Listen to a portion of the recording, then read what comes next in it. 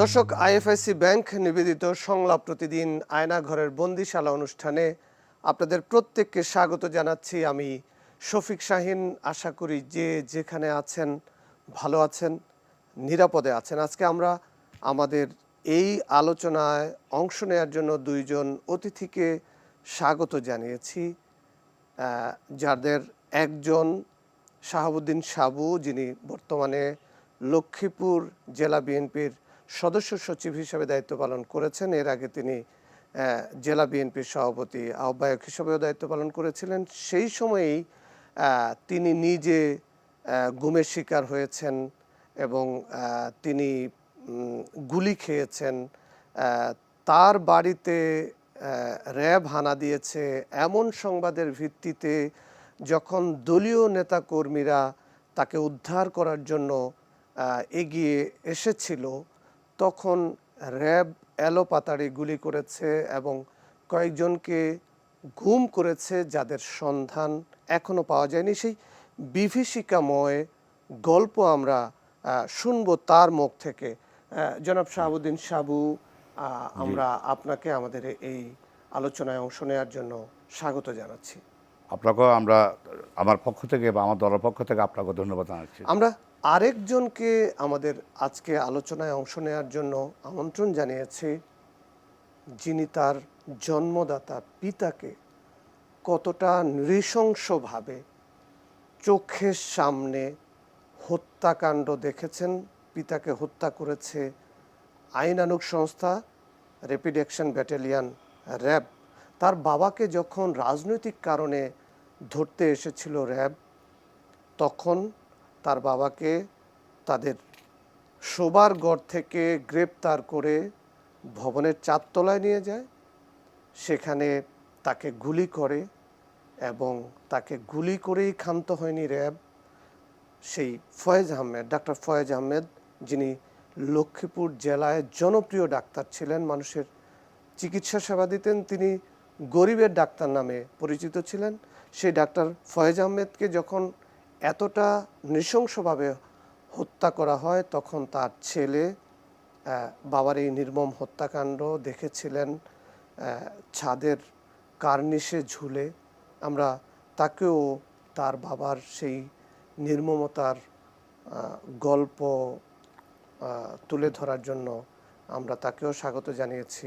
বেলাল আহমেদ, আপনাকে ধন্যবাদ। যে ধন্যবাদ আপনাকে। আসসালামু আলাইকুম সবাইকে। গত প্রায় 11 বছর ধরে এই বিয়োগান্তক ঘটনা বয়ে বেড়াচ্ছেন। আমরা সবাই প্রথমেই আপনার কাছে জানতে চাই যে 2013 সালের 12 ডিসেম্বর কি হয়েছিল? আপনাকে এবং এনটিভির দর্শক ভাইদেরকে ধন্যবাদ জানিয়ে 12/12/2013 সালের সেই কালো অধ্যায় দিনটা মাঝে মাঝে যখন মনে পড়ে তখন নিজেই শিহরিত হয়ে উঠি। আমি ওই দিন ভোরে আমার বাসায় আমি ছিলাম, আমার পরিবার তখন ঢাকায় ছিল।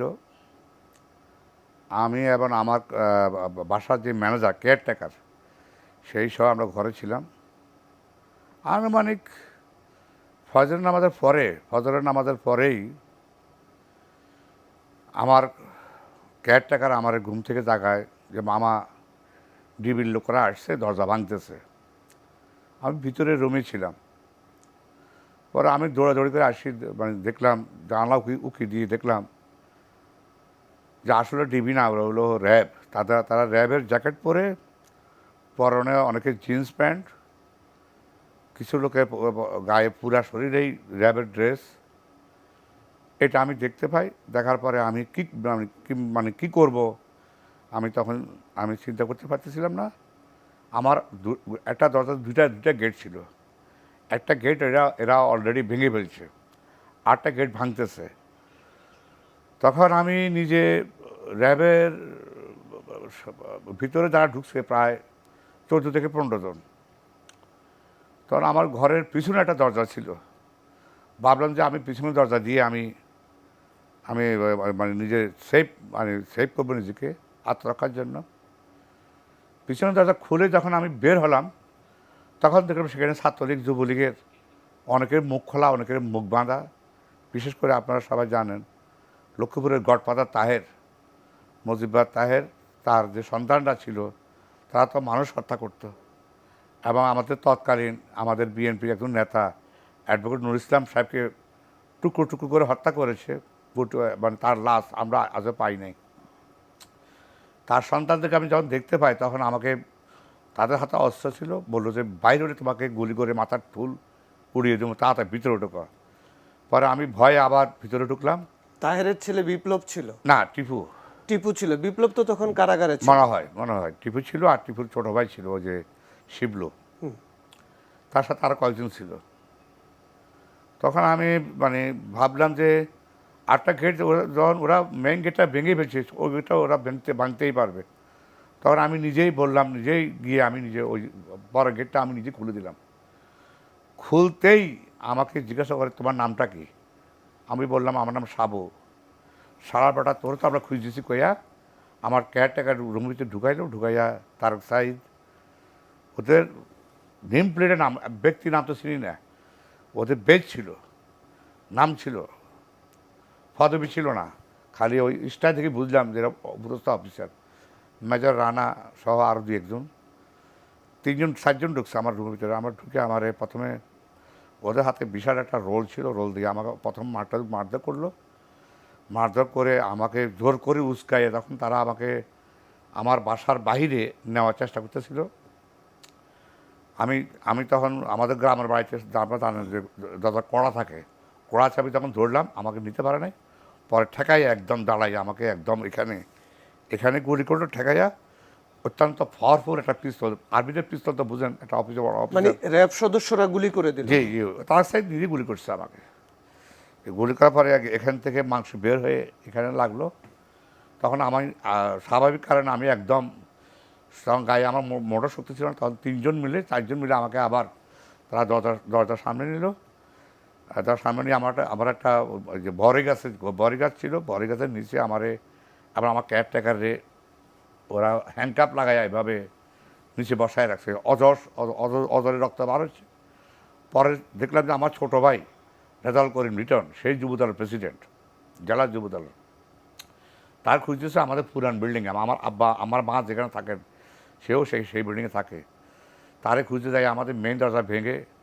আমার বাইকে আর পাই নাই, না পাইয়া আমার যে ছোটো ভাই, সেও আমার ছোটো, আজিজ করিম বাচ্চু, এবং তার ছেলেকে হ্যান্ডকাপ লাগাই ভিতরে নিয়ে আসলো। এরপরে আমাকে র্যাবের দায়িত্বে যারা ছিল, এবং যে major lieutenant colonel Tarek Sayeed সহ আমাকে উঠাইয়া তাদের একটা র্যাবের ভ্যান, ওরা কিন্তু র্যাব 11 লেখা আছে ওটার মধ্যে, ওই পিক আপ ভ্যানে লেখা ছিল র্যাব 11, ওটার মধ্যে উঠাইয়া তারা আমাকে হাইওয়ে রোডে একবার নিচ্ছে, আবার তারা আমাকে দালাবাজার সেদিকে নিতেছে। তারপর তারা আমাকে আমার বাড়ি আবার ব্যাক করে আমার বাড়ির সামনে যাই না, সামনে আর্মি দাঁড়ালো। তখন আমার জ্ঞান ছিল, আমার জ্ঞান হারা হই নাই। এরপর তারা কি বলতেছে জানি না, মানে বললো যে ওরা ছাড়া যাবে না, ওরা আমরা তাহলে বিমানে উঠাই দিয়ে ওরা আমরা নিয়ে আসবো হেলিকপ্টারে করে। হেলিকপ্টার করে নিয়ে যাব। তো ওখান থেকে কি কথাগুলো আসে সেটা আমি শুনতে পাই না, ওদের কথাগুলো আমি শুনতে পাই। তাও তারা যাতে আমি শুনতে না পাই একটু আড়াল থেকে বলতেছে। আড়াল থেকে বললো কিছু কথা আমি শুনেছি যে আমাকে ওরা নিয়ে যাবে। পরে প্রায় 10-15 মিনিট সেখানে তারা ওয়েট করলো। এখান থেকে তারা তখন আমাকে যে আমাদের হাইওয়ে রোড যেটা, আবার তারা সেদিকে নিয়ে গেলো। তখনই আমি 2-3টা মাইকে শুনতে পারলাম যে মসজিদের মাইক থেকে যে আমাকে র্যাব ধরে নিয়ে যাচ্ছে, কে কোথায় আসো, পাবলিক সব বেরিয়ে আসো। মানে এলাকায় এটা জানাজানি হয়ে গেল এবং মাইকে ঘোষণা দেওয়া হচ্ছে। ঘোষণাগুলো বারবার তারা, আমাদের বাড়ির একটা তিথাঘাট জামা মসজিদ আছে, উত্তর তেমনি একটা জামা মসজিদ আছে, একদম কাছাকাছি, আর সামনে একটা মসজিদ আছে। 3টা মসজিদ থেকে মাইকের আওয়াজগুলো নাকি তারা আরও আগ থেকে বলতেছে।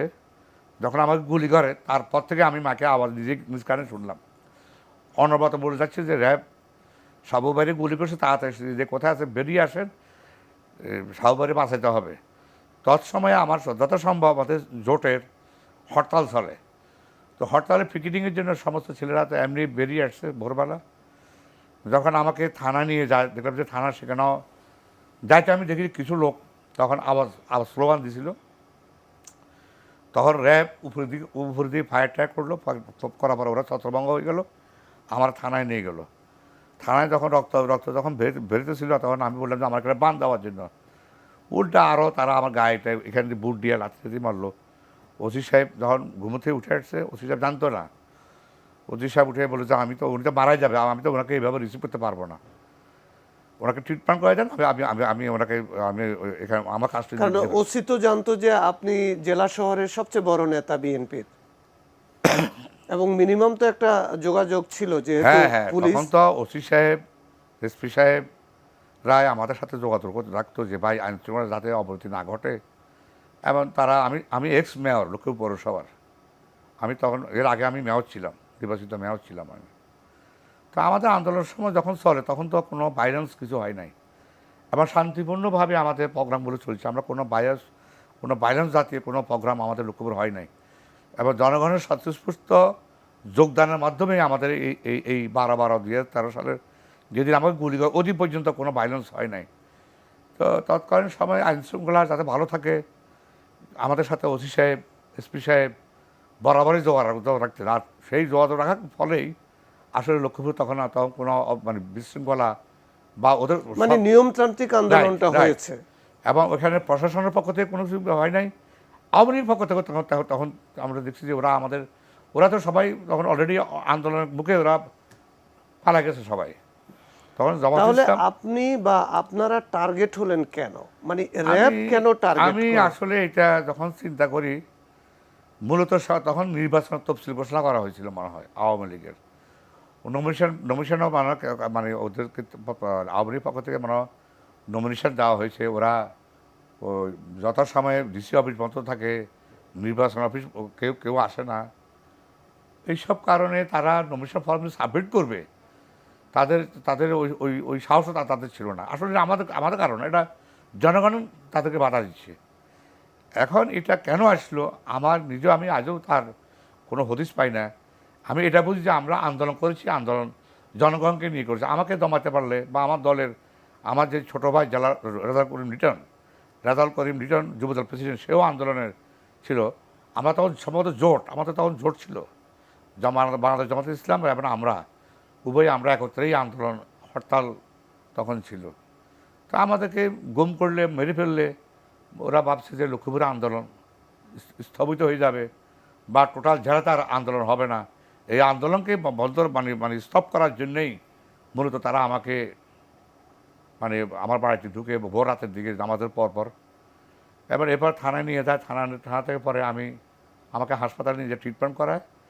পরে আমি জানতে পারলাম যে এর মাঝে যে আমাকে যে ওরা অপারেশন করে কিছু স্প্রিন্টার বের করলো, তখন আমি 1 ঘন্টা মনে হয় আমি অজ্ঞান ছিলাম। ওরা অজ্ঞান করে আমাকে অপারেশন থিয়েটারে নিয়ে আমার এগুলো অপারেশন করে। পরে জানতে পারলাম যে আমাদের লোক যেখান থেকে আসছে সবারই আলাপাতাড়ি গুলি করে, আমার এক যুব দলের নেতা আছে, সেই দলবল নিয়ে আমার বাড়ির দিকে আসতেছিল। একটু আগে আপনি বলছিলেন জুয়েল, সে আমার জেলা যুব দলের যুগ্ম জয়েন্ট সেক্রেটারি ছিল। তার নেতৃত্বে সেখানে নেসার ছিল, নেসার ছাত্র দলের আমাদের বর্তমান সেক্রেটারি হারুন, মামুন, এইসব আমরা অনেকেই, আমার এই মুহূর্তে আসলে অনেকের নাম পড়তেছে না। জি, আমরা একটু ফয়েজ আহমেদের ছেলে বেলাল আহমেদের কাছে যাই। যে 2013 সালের 12ই ডিসেম্বর কি হয়েছিল লক্ষ্মীপুরে, মানে আপনারা কি দেখেছেন বা কি জানতে পেরেছেন, তখন আপনি ছিলেন কিনা উপস্থিত? জি, ধন্যবাদ এনটিপিকে। আসলে আমি কিছু প্রেক্ষাপট বলতে চাই, তাইলে হয়তো জিনিসটা দর্শকদের জন্য একটু সুবিধা হবে। আপনারা জানেন যে 2008 সালের ইলেকশনে সারা বাংলাদেশে আওয়ামী লীগ কারচুপি করে জিতলেও লক্ষ্মীপুরের মাটি ছিল একমাত্র জায়গা যেখানে 4টি আসনেই বিএনপি নির্বাচিত হয়েছিল। এবং তারই প্রেক্ষিতে তাদের অলওয়েজ একটা টার্গেট ছিল যে লক্ষ্মীপুর বোধহয় আলাদা ধরনের জনপদ, যেখানে আপনার তাদের অবস্থানটা খুব দুর্বল, এবং সেই কারণেই তারা গডফাদার সৃষ্টি করে হোক, বিভিন্নভাবে হোক, লক্ষ্মীপুরের মাটিকে অশান্ত করতে চেয়েছে।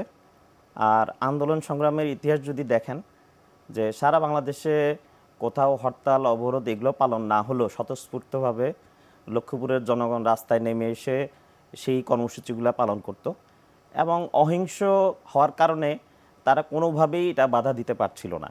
লক্ষ্মীপুরে বিজিবি এসেছিল, লক্ষ্মীপুরে বিভিন্ন ধরনের ফোর্স এর আগেও মুভ করেছিল, কিন্তু তারা এসে আসলে সাধারণ মানুষের সাথে তাদের কোনো ক্ল্যাশ হয়নি। তো তারা যখন দেখলো যে আসলে লক্ষ্মীপুরের জনগণকে কোনোভাবেই নিবৃত্ত করা যাচ্ছে না এবং এখানে পলিটিক্যালি বলা যায় যে জামাত বিএনপির একটা শক্ত অবস্থান রয়েছে এবং পারিবারিকভাবেই বিভিন্ন পরিবার থেকে সেই ধরনের কার্যক্রমগুলো চালানোর জন্য জনপ্রিয়তা, এই জিনিসগুলো দেখে তাদের হয়তো টার্গেট নেওয়া যে সাতক্ষীরার মতো লক্ষ্মীপুরকে কীভাবে একেবারে মানে বিরোধী দল ছাড়া করা যায়। তখন তো যেহেতু জামাত বিএনপি বিরোধী দলে ছিল, তো সেই কারণেই যখন স্থানীয় কোনো আপনার আইনশৃঙ্খলা বাহিনী দিয়ে তারা দমন নিপীড়ন চালাতে পারছিল না, তখনই মনে হয় যে স্পেশাল বাহিনীকে আনা হয়। এবং আমরা 12 তারিখে যে ঘটনা যখন ওনার বাসায় এই ঘটনা ঘটে তখন আমরা রাস্তায় ছিলাম, কারণ মানুষের স্বতঃস্ফূর্ততা এরকম ছিল যে ঘরে কেউ অবস্থান করতো না, সবাই কর্মসূচি বাস্তবায়নের জন্য ছিল। এবং আপনি জানেন যে 12 তারিখের আগেই কিন্তু একটা ঘটনা ঘটে গিয়েছে যে তৎকালীন জামাত ইসলামের আমাদের নেতা যে মরহুম শহীদ আব্দুল কাদের মোল্লাকে ফাঁসি দিয়েছিল অন্যায়ভাবে, তারই প্রতিবাদ হিসাবে কিন্তু সাধারণ মানুষের একটা রিয়েকশন ছিল এবং এইটাতে সম্ভবত তারা প্রচণ্ড ভয় পেয়েছিল যে লক্ষ্মীপুরের মাটিতে না জানি তারা এলাকা ছাড়া হয়ে যায়। এই ধরনের ঘটনার প্রেক্ষিতে তারা হয়তো সিদ্ধান্ত নিয়ে নিয়েছে যে না, তাইলে এখানে অ্যাকশানে যেতে হবে এবং সেটা বাস্তবায়ন করতে হলে তাদের টার্গেট হচ্ছে লক্ষ্মীপুরে বেছে বেছে ব্যক্তিকে আক্রমণ করা এবং তাদেরকে নিউট্রাল করতে পারলে তাদের ধারণা ছিল যে লক্ষ্মীপুরে হয়তো সাধারণ মানুষের যে সাপোর্টটা এটা হয়তো আস্তে আস্তে কমে যাবে।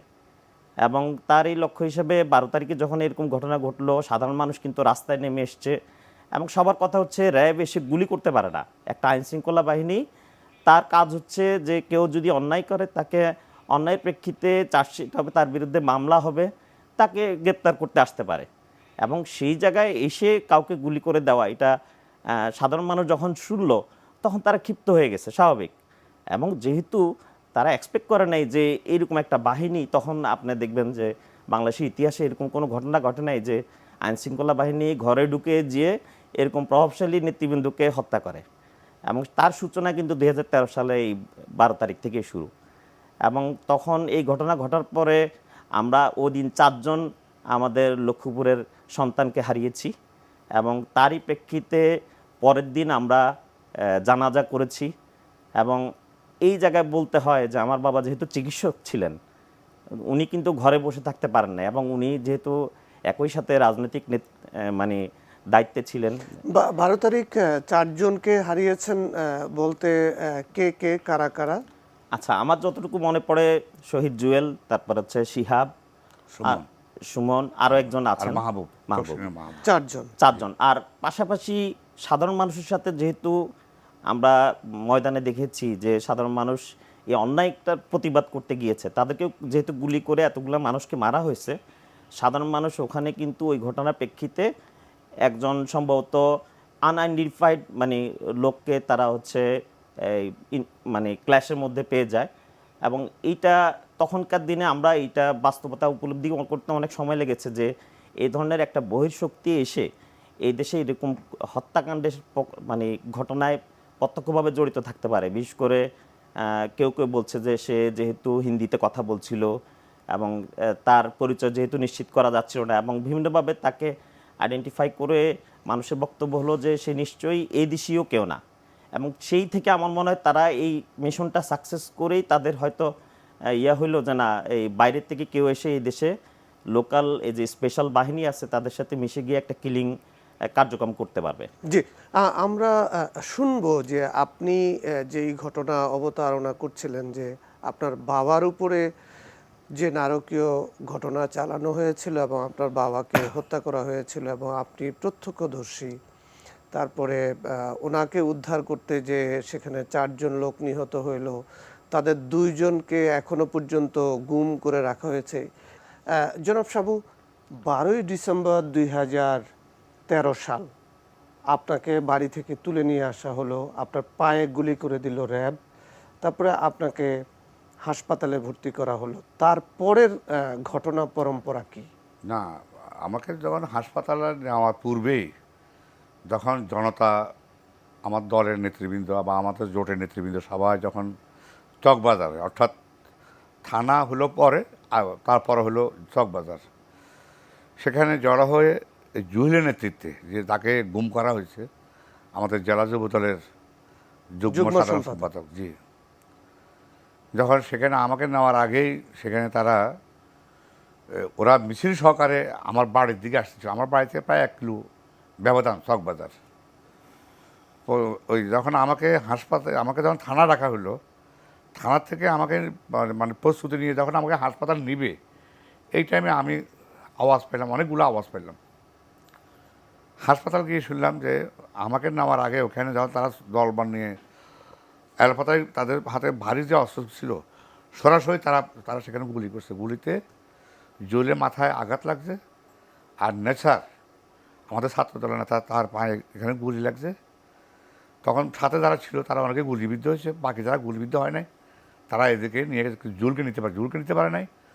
ওইখানে আবার র্যাব তাড়াতাড়ি জুয়েলকে নিয়ে আসে, জুয়েলকে আবার তাদের যে র্যাবের যে গাড়ি, জীবিত অবস্থায় তার র্যাবের গাড়িতে তারা উঠেছে। উঠাইয়া তখন এরপরে আমাকে তারা নিয়ে গেছে হাসপাতালে। হাসপাতাল থেকে যেটা আমি জানতে পারলাম, আমার যে অপারেশন করার পরে আলিয়া মাদ্রাসা নামের একটা জায়গা আছে আমাদের ওইদিকে, আলিয়া মাদ্রাসার সামনে, তখন সুমুকে ওদিক থেকে সুমন সহ ওরা মিছিল সহকারে আসতেছে, সেখানে তারা ব্রাশ ফায়ার করে সুমনকে হত্যা করলো। এরপর যখন উপজেলা ভবন পার হয়ে যাওয়ার পরে সেখানে শিয়াবরে মেরে ফেললো আমাদের ছাত্র দলের। এরপরে জোকসিং বলতে পুলিশ লাইনের আগে, পুলিশ লাইনের এর ফাঁকে দিয়ে র্যাব যাচ্ছে, পাবলিক দৌড়াচ্ছে। যত সম্ভব তাদের কয়েক হাজার রাউন্ড গুলি করার পরে তাদের মনে হয় সীমিত হয়ে আসছে অস্ত্রের যে ভান্ডারগুলো, যে অস্ত্রগুলো বা অস্ত্রের যে গুলিগুলো। এরপরে তারা পুলিশ লাইনের পূর্বে সেখানে শত শত হাজার হাজার লোক জড়ো হয়েছে। ও এর পূর্বে উপজেলা দিক থেকে দেখতেছে তারা আর থামাতে পারতেছে না। তখন জামাত ইসলামের লোকজন, ছাত্র শিবির, ছাত্রদল, যুবদল বা আমাদের বিএনপি যারা, তারা হাজার হাজার লোক একত্রিত হলো। তখন তারা তখন ভাগতেছিল আমার মনে হয়, পিছন দিয়ে আমাদের লোক যাচ্ছে, পিছনে ওরা ওই পিছন থেকে তারা মানে আমার গাড়িতে থেকে পিছনের লোকগুলো গুলি করতেছে। তারপর মানুষ থামে নাই, মানুষ সামনে আগাচ্ছে। তারা ভাবছে যে আমি ওই যে গাড়িতে আছি, র্যাবের গাড়িতে আছি, র্যাবের গাড়ি থেকে আমাকে উদ্ধার করার জন্য আসলে পাবলিক তখন দৌড়তেছিল, বাট আমি তখন হাসপাতালে।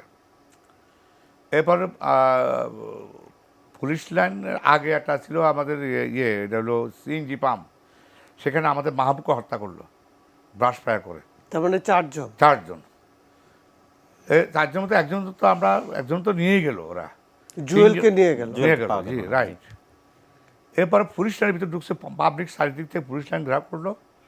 পরে নাকি শুনছি হেলিকপ্টার আইসা র্যাবকে উদ্ধার করে র্যাব নিয়ে যায়। এরপরে তো আমরা বিকালবেলা, আমাকে নিরাপদ মনে করি নাই।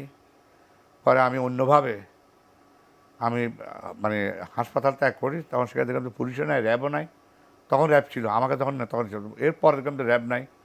তখন আমি অন্যভাবে একটা মাইক্রো ব্যবস্থা করে আমি চিকিৎসার জন্য মানে আমরা ঢাকা উদ্দেশ্যে যাই। সেখানেও প্রতিবন্ধে রাস্তাঘাট কাটা ছিল, মানুষ রাস্তা প্রতিবন্ধক করে রাখছিল যাতে র্যাব যাইতে না পারে।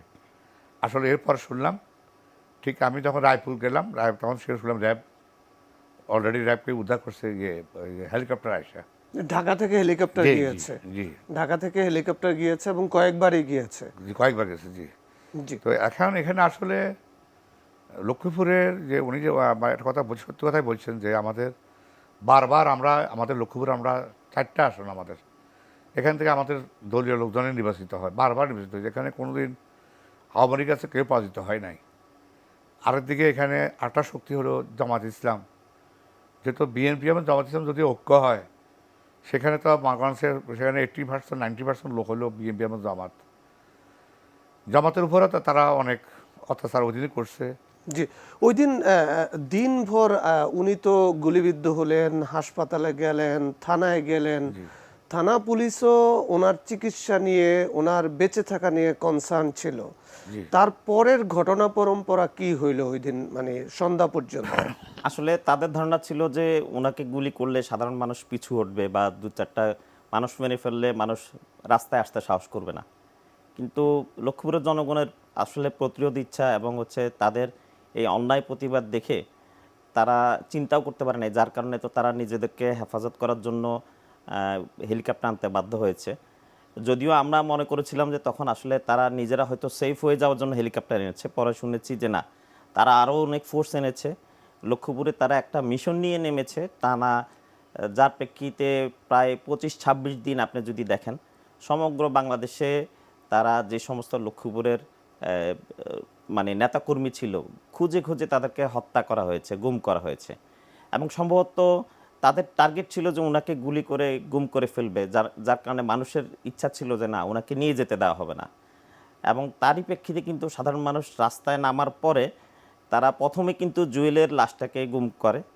এবং ও জুয়েল ভাইয়ের লাশের আমরা যেটুকু ইনফরমেশন পেয়েছি যে তাকে ওই যে 7 মার্ডারের কায়দায় লক্ষ্মীপুরে সেই ব্রিজের থেকে বস্তাবন্দি করে আপনার নিচে ফেলে দেওয়া, নদীতে ফেলে দেওয়া। কারণ হচ্ছে তারা তো এই পুলিশ লাইন পর্যন্ত গিয়েছে, ওনার লাশটাও যদি তখন গাড়িতে থাকতো সাধারণ মানুষের তখনও পর্যন্ত বিশ্বাস ছিল যে উনি এবং জুয়েল ভাই তখনও গাড়িতে আছে। এই জন্যে প্রতিরোধ করা বা তাদেরকে উদ্ধার করার আসলে চেষ্টা ছিল শেষ পর্যন্ত। এবং এই এই সময়ে মানুষ 12 তারিখে জানাজা, এতগুলো হত্যাকাণ্ড ঘটনা ঘটলো, 13 তারিখে সাধারণ মানুষ জানাজা পড়তে নামলো, তাও কিন্তু ভীতিকর একটা পরিস্থিতি ছিল। কারণ তারা এতগুলো হত্যাকাণ্ড হয়ে যাবে এটা কিন্তু সাধারণ মানুষ চিন্তা করে না। এবং আপনি যদি চিন্তা করেন তখন প্রায় 40-এর ঊর্ধ্ব মানুষ লাইভ গুলিবিদ্ধ হয়েছে, সাউন্ড গ্রেনেড ফুটানো হয়েছে বাংলাদেশে। আমার এত বিভীষিকাময় মানে পরিস্থিতি, যুদ্ধ পরিস্থিতি কিন্তু তখন আসলে মানুষ অভ্যস্ত ছিল না। এবং সেই প্রেক্ষিতে আমরা হাসপাতালে রক্ত দেওয়া, আমার বাবা যেহেতু ডাক্তার ছিলেন, রক্ত দেওয়া, তাদের চিকিৎসা এনশিওর করা, এই জিনিসগুলোর জন্য কিন্তু আমরা অনেক এফোর্ট দিয়েছি। হয়তো এই কারণে হইতে পারে, এবং যেহেতু উনি মানে নেতা ছিলেন তার কারণে আমার ফ্যামিলির উপরেও টার্গেটটা আসতে কি পারে। হলো? বিশেষ করে আমরা শুনতে পাচ্ছিলাম যে হ্যাঁ, এখানে বেছে বেছে নেতাকর্মীদেরকে তারা হচ্ছে গুম খুন করবে অথবা অভিযান চালাবে। তারপরেও আমার বাবা যেহেতু চিকিৎসক ছিলেন, ওনার কথা হচ্ছে যে আমি তো অন্যায় কোনো কাজ করি নাই, আমি একজন চিকিৎসক, এই গুলিবিদ্ধ বা সাধারণ মানুষের চিকিৎসা করা আমার দায়িত্ব ছিল। সেজন্য উনি নিজে রক্ত ম্যানেজ করা থেকে শুরু করে তাদেরকে, আমাদের যেহেতু একটা হসপিটাল ছিল সেখানে তাদের ট্রিটমেন্টের ব্যবস্থা করা, রাইট। এবং পাশাপাশি তাদের আপনি যেহেতু তখন সারা বাংলাদেশে একটা মানে কাট অফ সিচুয়েশন চলতেছিল, মানে অসহযোগ একটা পরিস্থিতি ছিল, আন্দোলন ছিল। সেই অবস্থায় কিন্তু সব ধরনের যানবাহন চলাফেরা কিন্তু একদম বন্ধ ছিল। সেই পরিস্থিতিতে একটা রক্ত ম্যানেজ করা বা এদেরকে ঢাকায় উন্নত চিকিৎসার জন্য পাঠানো অনেক ডিফিকাল্ট ছিল। সেই অবস্থায় তিনি নিজে সহ ডাক্তারদেরকে এনে তাদের চিকিৎসার ব্যবস্থা করেছেন, অপারেশন করেছেন, এবং সেই প্রক্রিয়ায় সর্বোচ্চটা চেষ্টা করেছেন। তখন ওনার কাছে কল আসতে থাকলো যে আপনি সরে যান, আপনার বিপদ হতে পারে। কারণ ডাক্তার তারা- ফয়েজ আহমেদের কাছে? জি। এবং আমাদের পরিবারকে বিভিন্নভাবে বিভিন্নজন চেষ্টা করেছে ইয়ে করার জন্য। এত কিছুর পরেও উনি আসলে বললেন যে না, এরকম কিছু হওয়ার কথা না। কারণ হচ্ছে বললো যে আমি তো চিকিৎসক, আমি তো অন্যায় কিছু করছি না। এবং তারই প্রেক্ষিতে 13 তারিখ যখন সন্ধ্যা হয়, পুরা শহর কিন্তু থমথমে অবস্থা বিরাজ করছে, সাধারণ মানুষ সহজেই রাস্তাঘাটে নামছিল না। আমরাও খবর পাচ্ছিলাম যে না, এই হয়তো অভিযান হতে পারে, বিভিন্ন জায়গায় তারা অভিযান চালাচ্ছিল। তো ওনার কথা হচ্ছে যে ঠিক আছে, আমি যদি অন্যায় করে থাকি আমাকে হয়তো গ্রেপ্তার করে নিয়ে যাবে। সেই ক্ষেত্রে আমাদেরও প্রস্তুতি ছিল যে হ্যাঁ, ওনাকে হয়তো গ্রেফতার করে নিয়ে যাওয়ার জন্য তারা অভিযানে আসতে পারে। সেক্ষেত্রে উনি কিন্তু ব্যাগ ট্যাগ গুছিয়ে রাখলেন যে হ্যাঁ, ওষুধ থেকে শুরু করে সেভাবে খাওয়া দাওয়া করে পূর্ব প্রস্তুতি নিয়ে রাখলেন। কারণ তাদের অভিযানটা আগের দিন রাতেও কিন্তু রাতব্যাপী তারা অভিযান চালিয়েছে। তো স্বাভাবিক 13 তারিখের রাতেও তারা অভিযান চালাবে, এই ধরনের একটা পরিস্থিতি বিরাজমান ছিল। তো সেই প্রেক্ষিতে আমরা যখন মোটামুটি 10টার মধ্যে খাওয়া দাওয়া করে, তখন একটু শীতের একটা ভাব ছিল। আর যেহেতু এরকম থমথমে অবস্থা, সবাই কিন্তু মানে বলা যায় যে নিঃশব্দ একটা অবস্থা বিরাজমানে, সবাই ঘুমের প্রস্তুতি নিচ্ছিল। তো এই অবস্থায় হঠাৎ করে আমরা দেখলাম যে রাত তখন আনুমানিক 11টা, সোয়া 11টা, তারা তখন এক পিকআপ প্রথমে বাসার সামনে এসে থামলো। এসে তারা কোনো ধরনের বেল টেল না দিয়ে দরজা ভাঙা শুরু করলো। এবং ওই দিন আমাদের বাসার যে নিয়মিত দারোয়ান, উনি তখন ওখানে ছিলেন না। তার স্থলাভিষিক্ত তার নিজের সন্তানকে উনি রেখে গিয়েছিলেন। সে যেহেতু ছোট বয়সে কম ছিল, সে ভয় পেয়ে উপরে এসে ডাকাডাকি শুরু করলো। তা স্বাভাবিক, আমি যেহেতু অন্যায়কারী না, কিন্তু তাদের এই পরিস্থিতি দেখে আমার কাছেও মনে হইলো যে না, আমি সামনে পড়লে তাদের যে ক্ষোভ, তারা যেভাবে দরজা ভাঙছে, তারা হয়তো খারাপ কিছু করে ফেলতে পারে। যার কারণে আমি গিয়ে নিরাপদে সরে যাওয়ার জন্য আমি ছাদে চলে গেলাম। এবং ইন দ্য মিন টাইম আমার বাবা, আমার মার থেকে জানতে পেরেছি যে উনি দরজা ধাক্কাধাক্কি শুনে এবং আমার দারোয়ান ছেলেটা এসে যখন বলল যে ওরা এসে গেছে, তখন উনি ব্যাগ ট্যাগ গুছিয়ে উনি প্রস্তুতি নিয়ে নিলেন যে উনি আস্তে ধীরে নিচে নামবেন। যেহেতু উনি স্বাভাবিক একটা ঘুমের থেকে হঠাৎ করে একজন লোক, বয়স্ক লোক উঠলে একটু সময় লাগে, তো উনি প্রস্তুতি নিয়ে নিচে নামতেছিলেন। এর মধ্যে ওরা কিন্তু আমাদের পিছনে গেট ভেঙে ফেললো। ওনারা, আমার বাবা থাকেন দোতলায়, আমি অবস্থান করছিলাম তিনতলায়। সেখান থেকে আমি ছাদে চলে গেলাম আর উনি নিচের দিকে নামছিলেন। এই মুহূর্তে তারা এসে দোতলার দরজার সামনে এসে ওনাকে মানে পেলেন এবং সে অবস্থায় ওনাকে জিজ্ঞেস করলেন আপনি কে? উনি বললো যে আমি ডাক্তার ফয়েজ। বললো যে ওয়েল অ্যান্ড গুড, চলেন আমাদের সাথে। তো ওনার ধারণা ছিল যে আমাকে গ্রেপ্তার করে নিয়ে গেলে নিশ্চয়ই বাসার বাইরে থানায় নিয়ে যাবে বা অন্য কোথাও নিয়ে যাবে। উনি নিচে নামতে নিচ্ছিলেন, তখন ওনাকে জোর করে উপরের দিকে নিয়ে গেল, অর্থাৎ সিঁড়ি বেয়ে উপরের দিকে নিয়ে যাওয়ার জন্য টানাহাঁচড়া করলো র্যাবের লোকজন। আচ্ছা, সেই প্রেক্ষিতে উনি বললো যে আপনারা আমাকে উপরে নিচ্ছেন কেন? একবার আমার মা সহ অন্যরা হয়তো মনে করলো যে আমাকে হয়তো ধরার জন্য ওনাকে নিয়ে উপরের দিকে যাচ্ছে। তো এই জন্যে টানা হেঁচড়া না, মানে মোটামুটি ওনাকে একটু জোর দিয়ে উপরের দিকে নিচ্ছে। যেহেতু উনি বয়স্ক মানুষ, সিঁড়ি বেতেও ওনার কষ্ট হয়, তো উনি উপরের দিকে নিয়ে যাওয়ার পরে যেটা হয়েছে যে ওনাকে ছাদে নিয়ে যাওয়ার পরে আসলে আমরা পরে লাশটা যেভাবে রিসিভ করেছি যে ওনার হাত বাঁধা ছিল, মাফলার দিয়ে পা বাঁধা ছিল, তার মানে, এবং আমি তো ছাদে কার্নিশে অবস্থান করার কারণে শব্দ এবং কি আবছা আলো, তখন যেহেতু পূর্ণিমার চাঁদ ছিল, আমি দেখতে পেয়েছি যে ওনাকে নির্যাতন করা হচ্ছে। আসলে তখন এই পরিস্থিতিতে কে কী করবে এটা তো আসলে মাথায় আসে না। এবং তারা কিন্তু সার্চ করছিল পুরো বাড়িতে এবং আমাকেও কিন্তু খোঁজাখুঁজি করছে যে হ্যাঁ। এবং এক পর্যায়ে আমি আরও ভয় পেয়ে গেলাম যে আমাদের দারোয়ানের ছেলেটাকে, তাকে বেঁধে নিয়ে আসা হলো। এবং ভয় মানে এরকম হইলো যে আমি মনে করে ওকেও বেঁধে নিয়ে আসা হয়েছে। পরে আমার বাবা বলছেন যে না, ও আমার ছেলে না। তখন ওকে এক পর্যায়ে নিচে নামিয়ে তালাবন্ধ করে রাখা হলো। তখনই আমার মধ্যে ভয় ঢুকে গেল যে না, তারা হয়তো আমাকে পেলেও এই ধরনের কোনো একটা ঘটনা ঘটিয়ে ফেলতে পারে। এরপরও তো তারা টর্চারের এক পর্যায়ে তারা প্রায় আধা ঘন্টার উপরে টর্চার করে ওখানে ছাদের কর্নারে নিয়ে গেল। এবং এর মধ্যে কিন্তু টিমের সংখ্যা বেড়ে গেল। প্রথমে তো এক গাড়ি আসলো, পরে আরেক গাড়ি আসলো, এরপরে একটা বড় পিক আপ বা বড় একটা আপনার ফোর্স ক্যারি করার যে ট্রাকগুলো আছে সেটা নিয়ে আসা হলো। তো তারা এসে কিন্তু পরে জানতে পারলাম যে আমার ওয়াইফ এবং আমার মাকে তারা কিন্তু বিভিন্নভাবে শারীরিকভাবে হেনস্থা করার চেষ্টা করলো যে আমার অবস্থান কোথায় এবং আমি কোথায় অবস্থান করতেছি। তারা বলতে লাগলো যে ও এই বাসায় আছে, এটা আমরা নিশ্চিত, আমাদের কাছে ইনফরমেশন আছে। অর্থাৎ তারা কিন্তু শুধুমাত্র ইনফরমেশনটা স্থানীয় লোকজনের কাছ থেকে নিশ্চয় নিয়েছে এবং তাদের এই পরিকল্পনা অংশ হিসেবে তারা স্থানীয় লোকজনের সহযোগিতা নিয়েছে। তারা আমরা যেটা বলেছি যে বাইরের বিভিন্ন লোকজনকেও ইনভলভ করেছে। পরিকল্পিতভাবে তাদের আসলে এই ধরনের একটা প্ল্যান ছিল। আপনার বাবার সাথে কি হলো? আমরা যখন ওনাকে ছাদে নিয়ে গুলি করা হয়, ছাদের কর্নারে নিয়ে গুলি করার পরে তারা এটা দেখাতে চেয়েছে যে উনি ছাদ থেকে লাফ দিয়েছে। অর্থাৎ তাদের এটা টার্গেট ছিল যে একজনকে মেরে এটাকে কিভাবে বৈধতা দেওয়া যায়। উনি যেহেতু স্বাস্থ্যকর ছিল এবং বয়স্ক ছিল, ওনার হাত পা বাঁধা অবস্থা স্বাভাবিক। আপনি যখন ছাদের কর্নারে নিয়ে একজনকে পায়ে ঠেকিয়ে গুলি করে দিবেন, ওনাকে যেরকম গুলি করে দেওয়া হলো।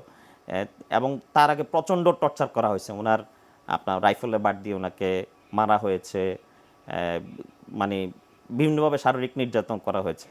এবং এক পর্যায়ে ওনাকে গুলি করে দেওয়ার পরে ওনাকে যেহেতু একেবারে ছাদের কর্নারে ছিল, ওখান থেকে ওনাকে ফেলে দেওয়া হয়েছে। এই ফেলে দেওয়ার পরও তখনও কিন্তু ওনার আহ, আহ, আমার মা যেটা বললেন যে একেবারে লাশটা ওনারা গাড়িতে উঠানোর আগ পর্যন্ত কিন্তু ওনার অবস্থা কিন্তু তখনও মনে হয় যে ওনার জীবিত অবস্থায় আছেন, এবং নিচে ওনাকে মৃত্যু নিশ্চিত করার জন্য ওনারা যা করা দরকার সেটাও করেছে। এবং এক পর্যায়ে একজন বলল যে হাই হাই কী করলা তোমরা, মানে অর্থাৎ তাদের মধ্যেও এটা হয়তো দুই একজনের উপলব্ধি হইলো যে আমরা এই কাজটা কী কাজ করে ফেললাম।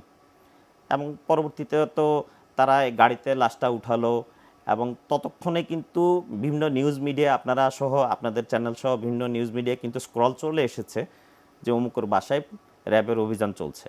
তো যার কারণে তারা আসলে তাদের যে গুম করার পরিকল্পনা ছিল যে লাশটা গুম করে ফেলবে সেটা হয়তো বাস্তবায়ন করতে পারে নাই।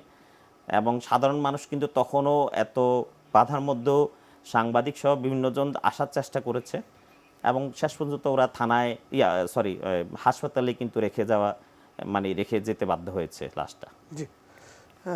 দর্শক, এমন ভয়াবহ বর্ণনা আসলে শুনতে হবে, এটা আমরা কেউই হয়তো কল্পনা করিনি যে বাবার উপরে যে নির্মম নির্যাতন, বাবাকে হত্যা করা হলো নির্যাতন করে রাষ্ট্রের আইনানুগ সংস্থা।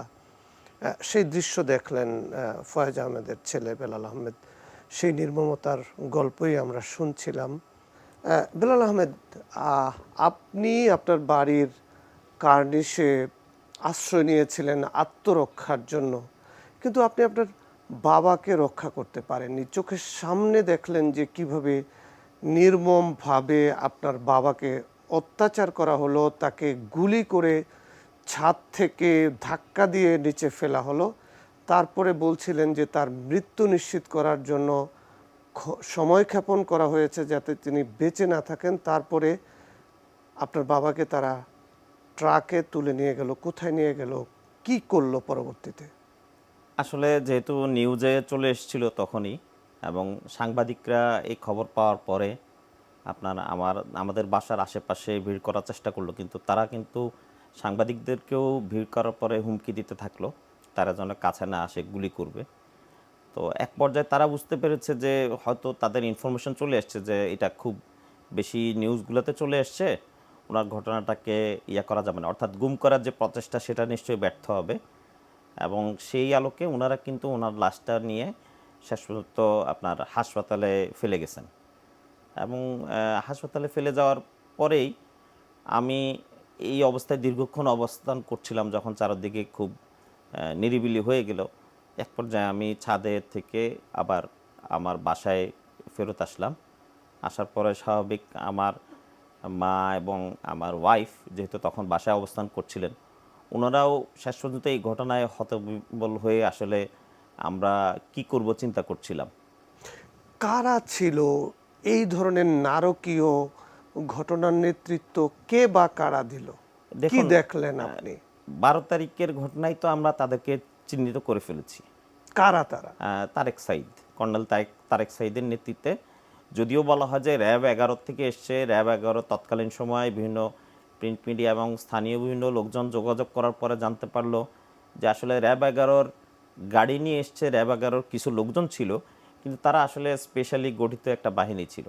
এবং তার পরবর্তীতে আমরা এটা দেখতে পাই যে নারায়ণগঞ্জের 7 মার্ডারে তারা একই টিম কাজ করেছে, এবং তাদের এক্সটেন্ডেড অনেকগুলো হয়তো টিম ছিল, সাপোর্টিভ টিম ছিল। কারণ হচ্ছে ওখানে এমন কিছু লোকজনকে দেখা গেছে যে তারা আসলে একটা বাহিনীর লোক হতে পারে, এই ধরনের আসলে তাদের গেট আপ সেট আপ, তাদের চুলের কাটিং, তাদের পোশাক আশাক এভাবে আসলে বলে না।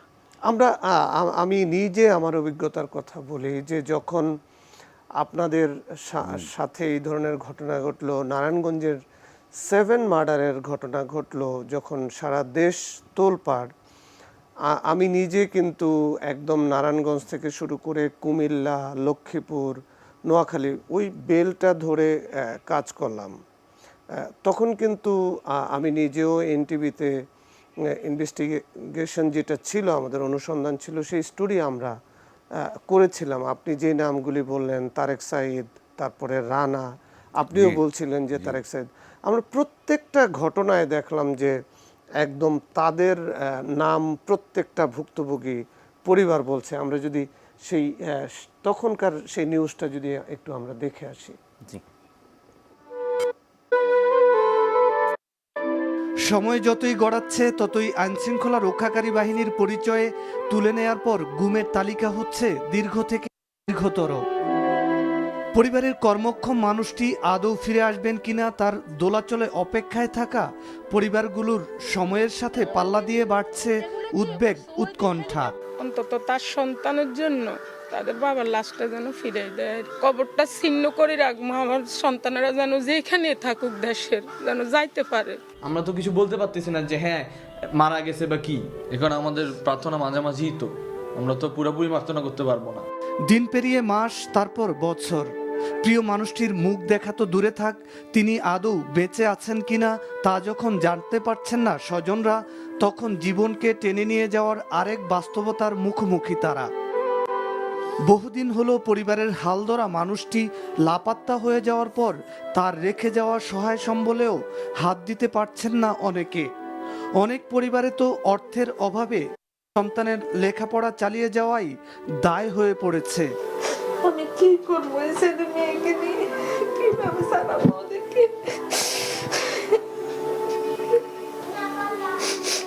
ছেলে মেয়ের ভবিষ্যৎ সবকিছু।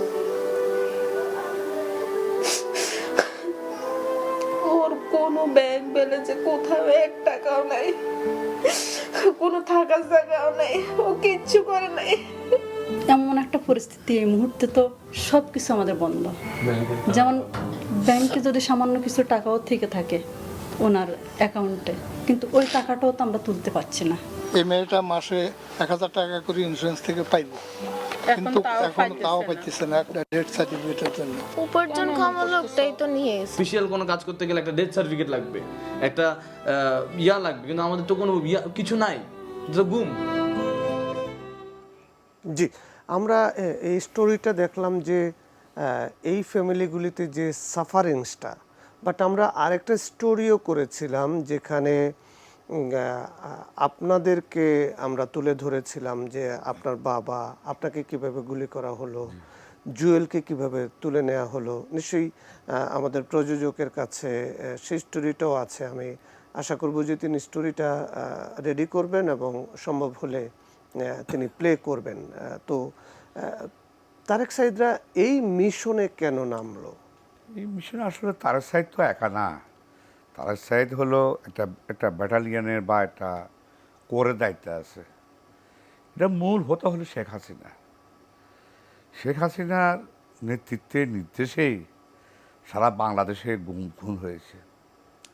এবং দেখেন, গুম খুন যারা হয়, যারা গুম হয়েছে, তারা কি মৃত না জীবিত? এখন তাদের যদি কোনো অ্যাকাউন্টে টাকাও থাকে, পয়সাও থাকে, সেই টাকা তারা উত্তোলন করতে পারতেছে না তার পরিবাররা। গুমটা এমন একটা জিনিস, না মৃত না জীবিত, একটা সার্টিফিকেট পর্যন্ত এখানে পাওয়ার কোনো সম্ভাবনা নাই। ঠিক তেমনি আমি মনে করি এই যে শেখ হাসিনার নেতৃত্বে বা তার নির্দেশে যে আরেকজন আছে তারেক সাইদ, ওই যে ওনারই উপদেষ্টা তারেক সিদ্দিকী, উপদেষ্টা, এরা বাই সিস্টেম হয়তো কাজ বাস্তবায়ন করতো তারেক সাইদ বা র্যাব 11। কিন্তু এদের মূল হোতারা হলো যে নিজে যে আজকে আমাদেরকে সারা বাংলাদেশকে শেষ করে দিয়েছে, শোষণ করে, অর্থ লুপাট করে দেশটা আজকে দেউলিয়া পথে মনে করেন। এই শেখ হাসিনার নেতৃত্বে, তাই তাদের নেতৃত্বে এখানে আমি মনে করি তখনকার সময় যারা র্যাবের ডিজি ছিল, পুলিশের আইজি ছিল, জি হ্যাঁ, কোর্টের যারা আইজি, এই সব কিছুগুলা এটা সারা বাংলাদেশে তারা প্রত্যেক ডিস্ট্রিক্টে 4 জন 5 জন 7 জন 10 জন করে তারা তালিকা করছে।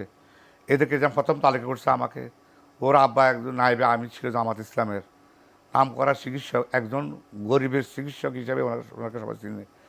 এরকম দেখেন আমাদের কুমিল্লা তো ঘটনা ঘটছে, আমার লক্ষ্মীপুরও আরও ঘটনা আছে। উমর ফারুক চেয়ারম্যান, সে এত জনপ্রিয়, সে 2 বার নির্বাচিত চেয়ারম্যান ছিলেন।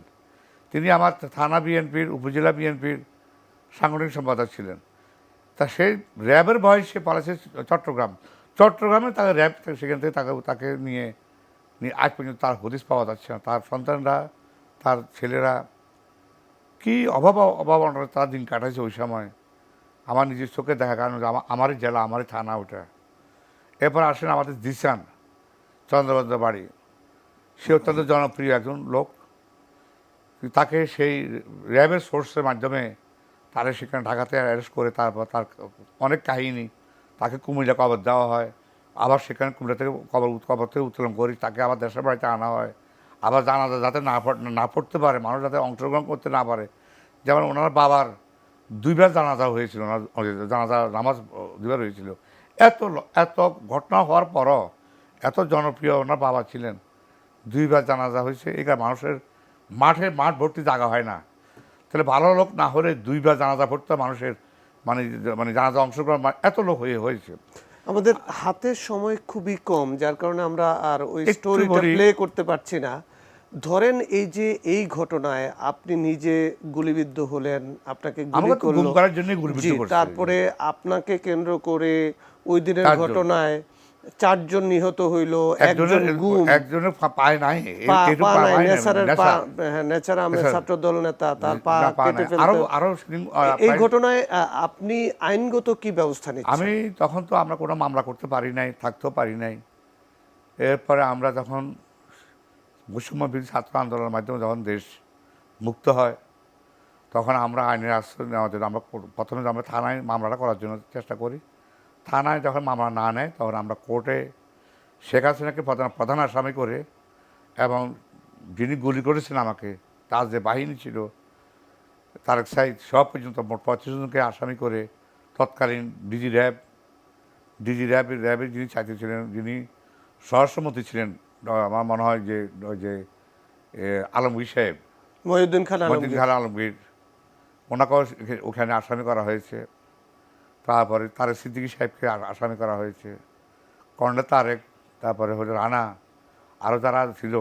দেখেন, আমাকে গুলি করে আমাদের লোকজন মেরে আমাকে আবার সেই মামলা, তারা আবার আমাকে প্রধান আসামি করে মামলা দেওয়া হয়। কি র্যাব প্রহসন এটা! মানে আমরা দেখেন, একদিন তারা মারলো, সবাই হাজার লোক জানে, লক্ষ লোক জানে, তারা আবার আমাদের লোকদেরকে মারি, আমাদেরকে আসামি করে আমার লোকদেরকে মানে আমরা মারছি, এইভাবে তারা নাটক সাজাইয়া তারা মামলা করছে। সেই মামলা এখনো চলমান অবস্থা আছে। জি, ফয়েজ আহমেদের ছেলে বেলাল আহমেদ, ধরেন আপনি প্রত্যক্ষদর্শী, উনি প্রত্যক্ষদর্শী যে কে গুলি করলো, আপনার বাবাকে ছাদে নিয়ে গেল, আপনার চোখের সামনে গুলি করে তাকে ফেলে দেওয়া হলো, তারপরে এদের এই নৃশংসতা আলোচনায় আসলো নারায়ণগঞ্জে। যখন তারা নিজেদের দলীয় কাউন্সিলর নজরুল সহ এবং অ্যাডভোকেট সাহেবকে যখন মারলো, তখন সেটা আলোচনায় আসলো। এগুলি তো স্পষ্ট, এবং সেই ঘটনায় তাদের ফাঁসির আদেশ হয়েছে। তো এই যে একটা এলাকাকে নেতৃত্ব শূন্য করে দেওয়ার যে মিশন, জি, তারেক সাইদ এখনো কারাগারে আছে। তো আপনারা কি দাবি জানাচ্ছেন, কি আইনগত প্রক্রিয়া অবলম্বন করছেন? এই ঘটনাগুলি কার নির্দেশে কিভাবে হলো? জি, আপনারা শুনলেন যে আসলে তখন মামলা করার পরিস্থিতি ছিল না, এমনকি আমাকেও দীর্ঘদিন আপনার পালিয়ে থাকতে হয়েছে। কারণ হচ্ছে ওই জনপদটাকে একেবারে নেতৃত্ব শূন্য করে দেওয়ার জন্য প্রায় 27-28 জনকে গুম হত্যা করা হয়েছে অল্প দিনের মধ্যে। আমরা তখন যেহেতু মামলা করতে পারিনি, এবং জিনিসটা পরবর্তীতে আপনারা দেখছেন যে রাষ্ট্রীয়ভাবে পৃষ্ঠপোষকতা করে বিরোধী দলকে দমন করা, এবং এক পর্যায়ে বিরোধী দল যেন না থাকে নিষিদ্ধ করা পর্যন্ত তারা এই কাজটা করেছিল, যেটা কিনা মানবাধিকারের স্পষ্ট লঙ্ঘন। এবং একজন চিকিৎসককে হত্যা করা তো আরও বড় একটা মানে অন্যায় কাজ।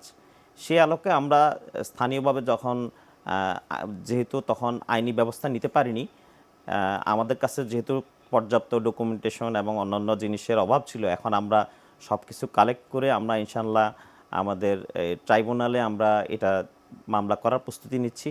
আশা করি যে তারা এই রাষ্ট্রীয়ভাবে যে দমন নিপীড়ন করেছে এটা বিরুদ্ধে অ্যাকশান হবে, তাদের বিচার হবে, এবং সারা বাংলাদেশের জনগণের কাছে এটা দৃষ্টান্ত হয়ে থাকবে, যেন ভবিষ্যতে কেউ এই ধরনের কোনো অন্যায় কোনো কাজ রাষ্ট্রীয় পৃষ্ঠপোষকতায় করতে না পারে। জি, আপনাদের দুজনকেই ধন্যবাদ জানাচ্ছি। একটা মিনিট বলুন। আমি যে লক্ষ্য করি যে মামলা আমাদের হয়েছে, আমি আশা করি আপনাদের এখানে বিভিন্ন বা আমাদের চ্যানেলের মাধ্যমে হোক, জনগণের কাছে আমার একটা দাবি বা আপনাদের কাছে আমাদের একটা দাবি থাকবে, আমার এই মামলাটা যেন দ্রুত বিচারের ট্রাইব্যুনালে নেওয়া হয়, এবং আমরা তাদের দৃষ্টান্তমূলক শাস্তি হোক, যাতে করে ভবিষ্যতে কোনো লোক যাতে এই ধরনের সাহস না করে কোনো বাহিনী, কারণ দেশ আমাদের সকলে আমাদেরকে থাকতে হবে। আমরা সকলের ভবিষ্যৎ ভালো আমরা ভালো মনে করি, কারণ আইন শৃঙ্খলা আইনটা আমরা হাতে তুলে নিতে চাই না। আমরা চাই যে সরকার, বর্তমান যে সরকার আছে সরকার আমাদের মামলাটা লক্ষ্মীপুর থেকে নিয়ে এসে দ্রুত বিচার অর্থাৎ ট্রাইব্যুনালের দিয়ে মাধ্যমে এটা বিচার হোক, এই দাবিটা আমি জানাচ্ছি। ওকে, আপনাদের দুজনকে ধন্যবাদ জানাচ্ছি। দর্শক, আমাদের আজকে এখানে বিদায় নিতে হচ্ছে। আপনারা সবাই ভালো থাকুন, সুস্থ থাকুন, নিরাপদে থাকুন।